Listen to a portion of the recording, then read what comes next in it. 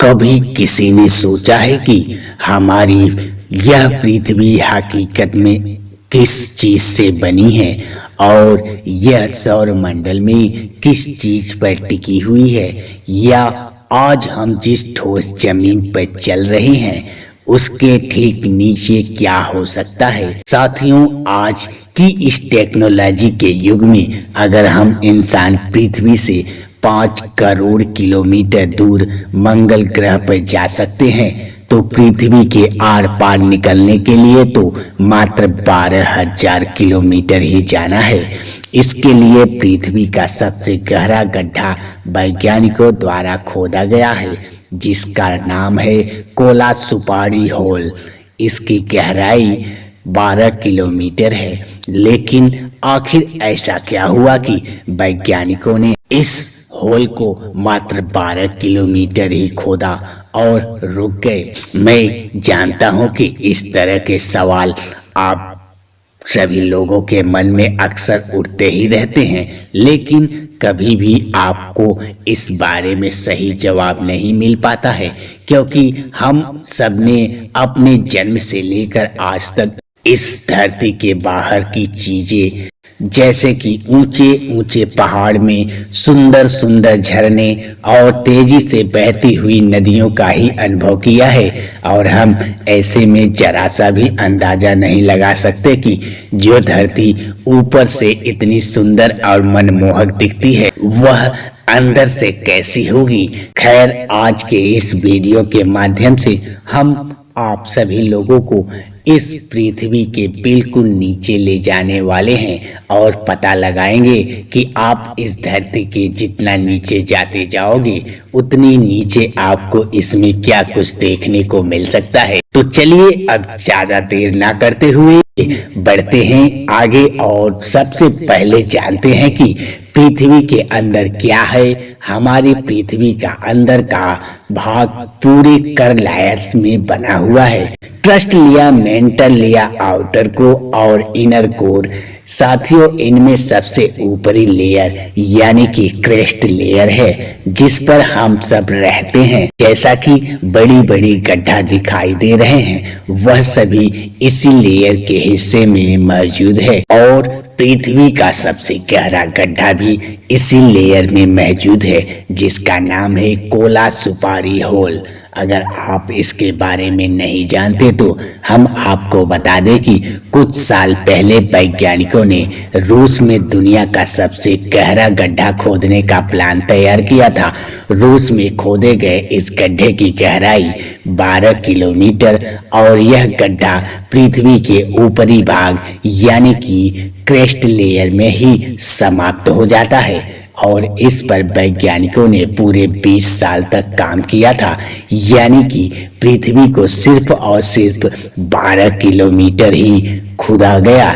बताया जाता है कि जब वैज्ञानिक यह गड्ढा खोद रहे थे, जैसे जैसे यह होल गहरा होता गया वैसे वैसे ही पृथ्वी के अंदर का तापमान बढ़ता हुआ नोट किया गया, और यह तापमान करीब करीब 350 डिग्री तक पहुंच गया था। और इसी वजह से वैज्ञानिकों के सारे उपकरण पिघलने लगे, जिस वजह से इस होल को और गहरा करने में वैज्ञानिक नाकाम हो गए। साथियों, इस होल की और ज्यादा खुदाई करने के मत में कुछ वैज्ञानिक असहमत भी थे। उनका मानना था कि पृथ्वी का चुंबकीय क्षेत्र भी पृथ्वी के केंद्र बिंदु से ही उत्पन्न होता है।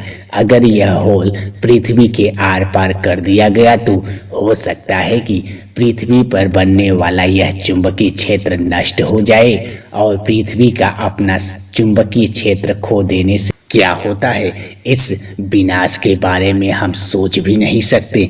जैसा कि साथियों, हमने जाना कि पृथ्वी का जो यह क्रेस्ट लेयर पार्ट है यह पृथ्वी की सबसे बाहरी परत है, जो ठोस परत बनती है जिस पर हम सभी एक साथ सालों से रह रहे हैं, जो कि पृथ्वी में मौजूद बाकी परतों की तुलना में काफी ज्यादा पतली है। साथियों, महाद्वीपों के नीचे इसकी औसत मोटाई लगभग 35 किलोमीटर यानी कि 22 मील से भी ज्यादा और समुद्र के नीचे लगभग 5 से 10 किलोमीटर यानी कि 3 से 6 मील तक होती है।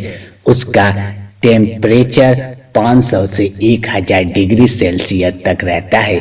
धरती पर आने वाले भूकंप और महाद्वीपों में होने वाले हलचल के पीछे यही जिम्मेदार है। लेकिन अब आप लोग कहेंगे कि यह महाद्वीप और समुद्री क्रेस्ट क्या है, तो देखिए, पहले ओशियन क्रेस्ट जिस पर कि समुद्र है और दूसरा है महाद्वीपी क्रेस्ट जिस पर पूरे ठोस भाग यानी कि धरातल बना हुआ है। साथियों, महाद्वीप क्रेस्ट ग्रेनाइट चट्टान से बनी होती है जो कि समुद्री क्रेस्ट की तुलना में थोड़ी कम घनी होती है और जिसकी मोटाई भी काफी ज्यादा रहती है।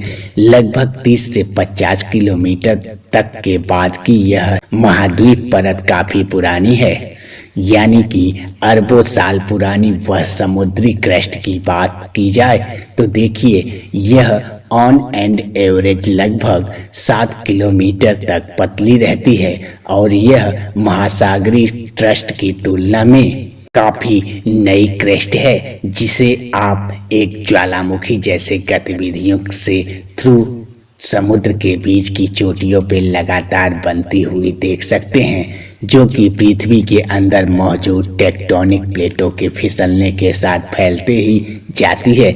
अब इस पृथ्वी में थोड़ा और अंदर की बात करते हैं, जहां पर क्रेस्ट के नीचे की परत मौजूद है जिसे हम मेंटल के तौर पर जानते हैं। देखिए, मेंटल पृथ्वी की सबसे ऊपरी परत क्रेस्ट और कर के बीच की परत होती है। यह हमारी धरती की सबसे बड़ी परत है जो समुद्री परत के नीचे लगभग 35 किलोमीटर यानी कि 22 मील से लेकर 2900 किलोमीटर यानी कि 1800 मील तक की गहराई के साथ फैली हुई है। बता दें कि प्लेट टेक्टोनिक ज्वालामुखी की गतिविधियां और पृथ्वी के मैग्नेटिक एरिया के साथ इसकी परत को आकार देने वाले डायनामिक प्रक्रिया में मेंटल एक काफी जरूरी भूमिका निभाती है। अब जब यहाँ मेंटल की बात हो ही रही है तो देखिए, यहाँ अब इससे रिलेटेड 2 कॉन्सेप्ट के बारे में भी हमारा जानना बेहद जरूरी है और वह है लिथोस्फीयर और एथेनोस्फीयर। बता दें कि लिथोस्फीयर सबसे ऊपरी मेंटल क्रेस्ट का एक मजबूत पार्ट होता है। यह उन टेक्टोनिक प्लेटों में टूट गया है जो सेमी फूड एथेनोस्फीयर के ऊपर के परत तैरती रहती है और चलती है। लिथोस्फीयर में क्रेस्ट और मेंटल का सबसे ऊपरी हिस्सा शामिल रहता है जो कि पर्वत श्रृंखलाओं का निर्माण करता है, अचानक आने वाले भूकंप की वजह बनता है और हमारी इस पृथ्वी की सतह को आकार देने में भी मदद करता है। वहीं अगर एथेनोस्फीयर के बारे में समझे तो यह लिथोस्फीयर के नीचे मेंटल का पार्शियल का पिघला हुआ है फ्लेक्सिबल एरिया है जो गर्म और सेमी फ्यूल चट्टानों से बना हुआ होता है।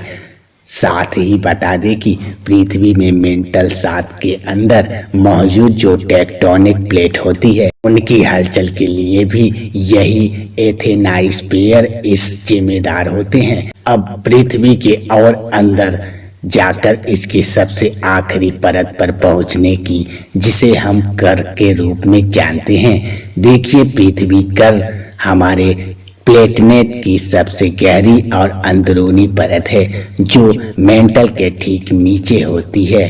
बता दें कि यह पृथ्वी के अंदर का सबसे ज्यादा गर्म दबाव वाला एरिया होता है, जहां का टेम्परेचर 5000 सेल्सियस से लेकर 6 से 7000 सेल्सियस तक आराम से पहुंच जाता है। जब फिर पृथ्वी के अंदर की हलचल हो और मैग्नेटिक एरिया को बनाने का काम करता है। साथियों, पृथ्वी का यह वाला हिस्सा भी बाकी हिस्सों की तरह 2 पार्ट में बना हुआ है, जिन्हें हम आउटर कोर और सॉलिड इनर कोर कहते हैं, जिसमें से outer core solid inner core के चारों ओर फिलिंग की तरह परत होती है जो मेंटल परत की सीमा से लगभग 2900 किलोमीटर यानी कि 1800 मील गहराई में है और इस पृथ्वी की सतह के नीचे लगभग 5150 किलोमीटर यानी कि तकरीबन 3200 मील तक फैली हुई है। और जिन्हें नहीं मालूम तो उन्हें बता दें कि तरल लोहे और निकाल धातु से बनी हुई है। इसके बाद आती है सॉलिड इनर कोर की। आखिर यह क्या है? तो देखिए, कर का यह वाला पार्ट आउटर कोर के नीचे मौजूद रहता है जो पृथ्वी के केंद्र से लगभग 1220 किलोमीटर के दायरे तक फैला हुआ है। और इसके अंदर एक हैरानी की बात तो यह है, इसमें इतनी भीषण गर्मी होने और इस पर पड़ने वाला दबाव के बावजूद भी यह एक हमेशा सॉलिड ही बना रहती है, जो कि आउटर कोर की परत ही मोटी लोहे और निकाल धातु से बनी हुई है। तो यह थी पृथ्वी के अंदर समाई हुई दुनिया की असल सच्चाई। लेकिन अब आप सभी लोग के मन में एक ऐसा सवाल होगा, आपके मन में एक ही सवाल आ रहा होगा और वह है कि हमें इन सब बातों का पता कैसे चला? क्या साइंटिस्ट खुद गए थे इस पृथ्वी के नीचे तक? तो इसका जवाब है नहीं, साइंटिस्ट या कोई भी आज तक इस पृथ्वी के ज्यादा अंदर तक नहीं गया। तो अगर ऐसा तो आखिर इस बात का पता किस तरह से लगाया गया होगा कि धरती के नीचे आखिर क्या मौजूद है?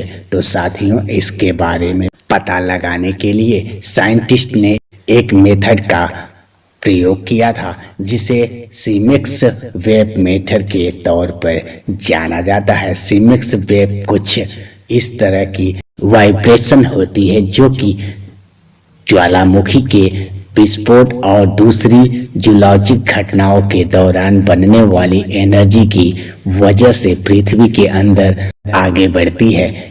यह वेब हमारे साइंटिस्ट को पृथ्वी के अंदरूनी हिस्से की स्टडी करने और उसे समझने में मदद करती है और इन्हीं सीमेक्स वेव के बिहेवियर को एनालाइज करके साइंटिस्ट पृथ्वी के अंदर मौजूद अलग अलग परतों की स्ट्रक्चर और डेंसिटी के बारे में ज़्यादा से ज़्यादा जानकारी हासिल कर पाते हैं।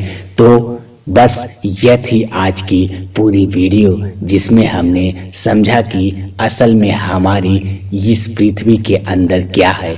जी हाँ दोस्तों, अगर ये वीडियो पसंद आई तो चैनल को सब्सक्राइब कर दें और वीडियो को लाइक कर दें। मिलते हैं अगले वीडियो में और कुछ नया सीखते हैं।